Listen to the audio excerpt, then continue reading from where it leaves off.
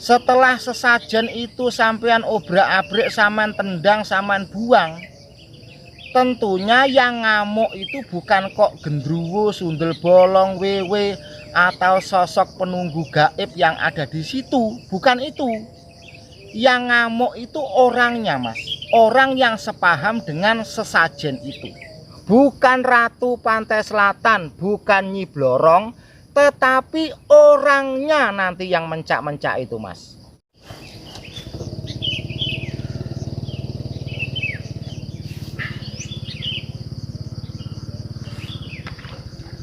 Halo, assalamualaikum warahmatullahi wabarakatuh. Video kali ini saya tujukan kepada saudara yang ngobrak-ngabrik, yang nendang sesajen yang ada di Gunung Semeru, Jawa Timur. Sepertinya Mas ini sangat mewaspadai sekali dengan paham syirik. Dan sepertinya pula Mas ini ingin mencontoh atau menteladani perilaku Nabi Ibrahim alaihi salam. Tetapi konsekuensinya, kalau Anda ingin menteladani perilaku Nabi Ibrahim alaihi salam, ya Anda harus diburu aparat, Anda jadi golek-golekan ke sana kemari. Sedangkan Nabi Ibrahim pada waktu itu merusak sesembahan patung-patung dari raja siapa ya? Raja Namrud tidak salah itu ya, atau Raja Abroha. Entah saya lupa, entah itu raja siapa, pasti kalangan rekan semuanya ada yang ingat. Waktu itu Nabi Ibrahim ditangkap lalu dijatuhi hukuman dibakar hidup-hidup. Nah, mungkin kalau Anda saja sampean nanti ketangkap, ya sampean harus menerima konsekuensi. Tapi kalau jenengan dibakar hidup-hidup, saya rasa tidak mungkin. Ya mudah-mudahan hukuman itu nanti dibina, dinasehati, atau dijewer kupingnya, hingga sampean berjanji tidak akan mengulangi lagi perbuatan seperti itu. Nah sekarang begini, Mas. Setelah sesajen itu sampean obrak-abrik, sampean tendang, sampean buang, tentunya yang ngamuk itu bukan kok gendruwo, sundel bolong, wewe, atau sosok penunggu gaib yang ada di situ. Bukan itu. Yang ngamuk itu orangnya, Mas. Orang yang sepaham dengan sesajen itu. Memang, Mas, untuk melepaskan paham syirik dari jiwa kita itu memang susah. Saya pun menyadari. Dan rasanya stres.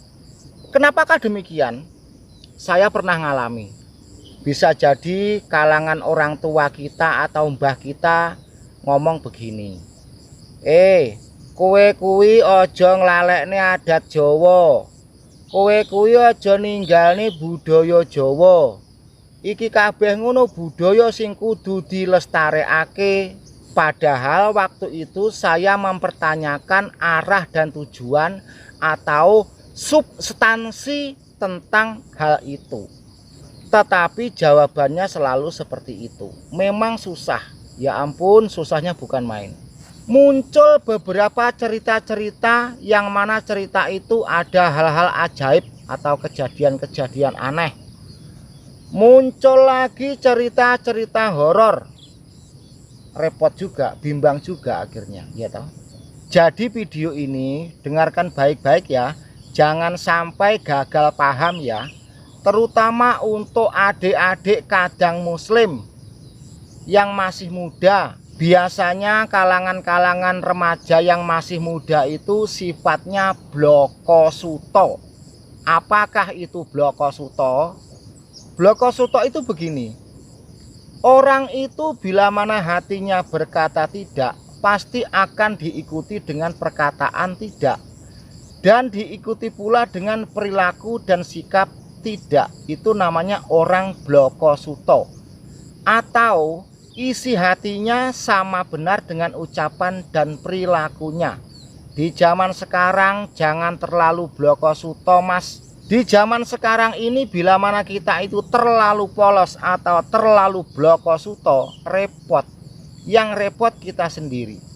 Terus andai kata teman-teman muslim sekalian bila mana kebetulan menyaksikan kegiatan-kegiatan persembahan sesaji dan lain sebagainya, umpamanya di pantai Laut Selatan Jawa, di situ kan terkenal sekali dengan penguasa Laut Selatan bernama Nyi Roro Kidul dan Nyi Blorong.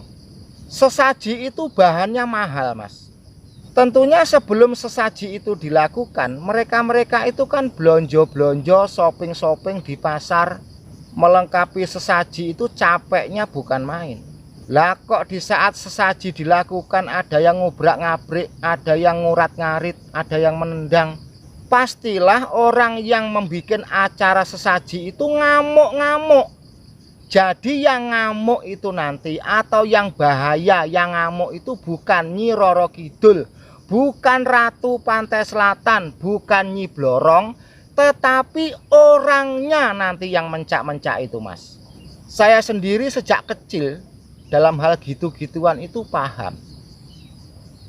Hati saya memahami.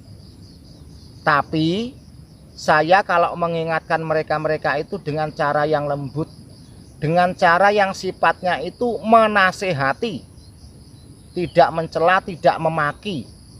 Andai kata peringatan yang saya sampaikan itu tidak ditanggapi mereka-mereka dan mereka terus melakukan hal seperti itu, tentunya nanti yang akan melanjutkan perjuangan kita, katakanlah begitu ya, itu adalah generasi kita yang selanjutnya.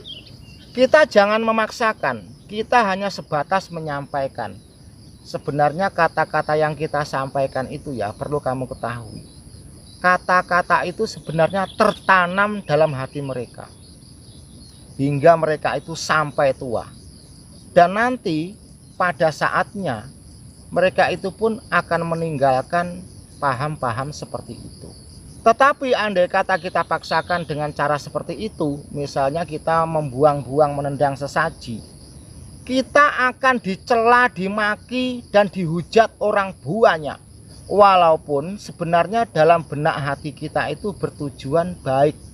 Jenenge wong Mas, wong kuwi ra padha. Jadi dalam video kali ini adalah nasihat. Dan itu pun nasihat khusus kalangan muslim atau kalangan Islam saja. Di luar kalangan muslim ada yang mendengarkan video kali ini, sebaiknya Anda abaikan, anggap saja video ini adalah kucing watuk. Tapi untuk kalangan muslim, semoga video kali ini menjadikan nasihat, bermanfaat. Jangan lupa untuk subscribe, di jempol, dan terima kasih. Wassalamualaikum warahmatullahi wabarakatuh.